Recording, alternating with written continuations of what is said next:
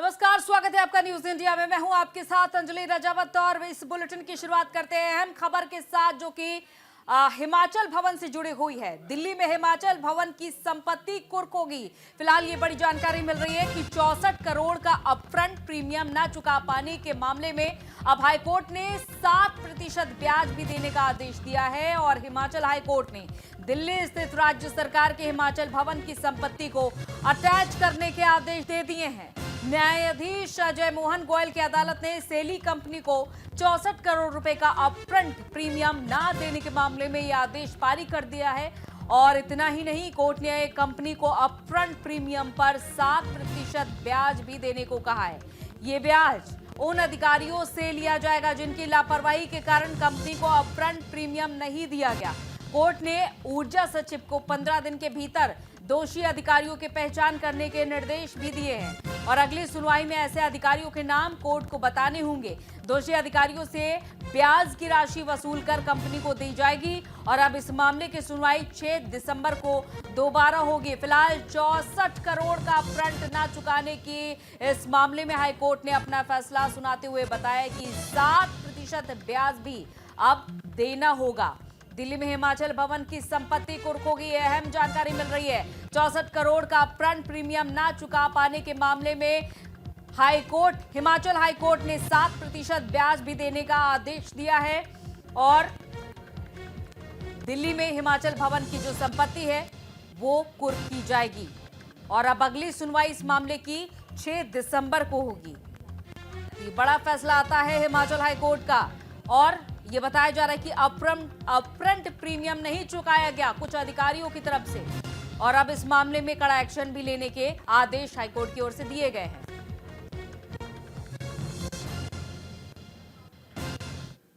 सबसे बड़ी बात है कि हाईकोर्ट का फैसला 13 जनवरी 2023 को आया और उसके बावजूद भी सरकार जो है वो गंभीरता से इसको नहीं ले रही है। ये जो सेली प्रोजेक्ट का अपफ्रंट प्रीमियम का जो पैसा 64 करोड़ रुपए देने के लिए आदेश हुए थे, मुझे लगता है कि जो हिमाचल प्रदेश की सरकार सारे विषयों को बहुत गंभीरता से नहीं ले रही है।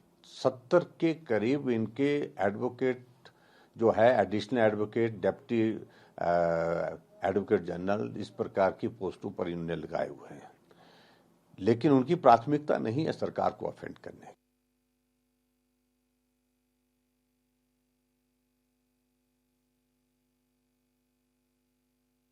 देखिए, राहुल गांधी की खटाखट पॉलिटिक्स और इकोनॉमी की वजह से और इकोनॉमिक्स की वजह से आज हम खड़े हैं। जो दिल्ली स्थित हिमाचल भवन, वो हाईकोर्ट ने निर्देश दिया है कि इसको नीलाम कर देना चाहिए क्योंकि हिमाचल प्रदेश की सरकार बिजली कंपनियों को उनका बकाया नहीं दे पाई है। इससे यही साबित होता है कि राहुल गांधी के खटाखट इकोनॉमी के अंदर सिर्फ और सिर्फ बंटा धार होता है। सोचिए, जिस हिमाचल भवन जो हमारे पीछे है, जहाँ कोई भी हिमाचल प्रदेश से आता है वो किसी से मिलना चाहता है, रहता है, जो हिमाचल प्रदेश की अस्मिता और गौरव है, आज उसको नीलाम करने की बात आ गई है।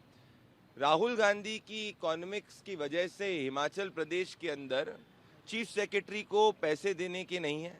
उनकी इकोनॉमिक्स के वजह से हिमाचल भवन नीलाम हो रहा है। उनकी खटाखट इकोनॉमी की वजह से मिल्क सेस के कारण बिजली के दाम बढ़ चुके हैं और चीफ मिनिस्टर इसी बात में पूरे समय व्यस्त रहे कि उनके समोसे को किसने खाया है।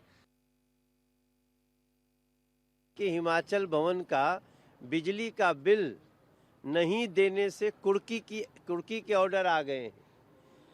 आप इसको एक दूसरी नज़र से देखें तो जहाँ जहाँ कांग्रेस जाए बैठ जाएगी, या तो वो दिवालिया हो जाएगी या उसका कुर्की करना पड़ेगा। तो ये बहुत बड़ा समाचार है कि दिल्ली का हिमाचल भवन का कुर्की होने जा रहा है। बिजली कंपनियों का बकाया नहीं दे पाए हैं।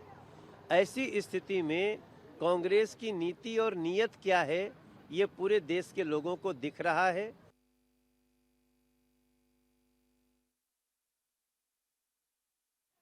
तो जैसा कि ये जानकारी मिल रही है कि बिजली का बकाया बिल नहीं दिया गया और इसके बाद अब ये आदेश आता है हिमाचल हाईकोर्ट की ओर से कि 7% ब्याज भी देना होगा बकाया के साथ साथ।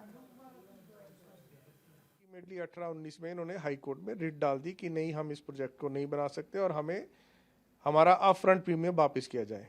अब जो दो पार्टीज के बीच एक कॉन्ट्रैक्ट हुआ था, उस कॉन्ट्रैक्ट की कंडीशन के अनुसार इन्हें यह अपफ्रंट प्रीमियम वापस नहीं किया जा सकता था, इसलिए प्रदेश सरकार ने वो प्रीमियम वापस नहीं किया, क्योंकि वो जनता का पैसा बन चुका था। उसमें भी एक बहुत महत्वपूर्ण बात है कि अगर मई 2021 में इस प्रोजेक्ट ने कमीशन होना था और जो सैली हाइड्रो पावर की जो कंपनी है, उन्होंने जो बिड दी थी, बिड के अनुसार इन्हें 26% फ्री पावर सरकार को देनी थी। मतलब है कि मई 2021 से प्रदेश सरकार को 200 करोड़ रुपए की इनकम होनी थी, जो इस कंपनी की वजह से प्रदेश के लोगों को नुकसान हो रहा है हर वर्ष 200 करोड़ रुपए का, क्योंकि ये कंपनी अपने कारणों से प्रोजेक्ट को बनाने में असमर्थ रही।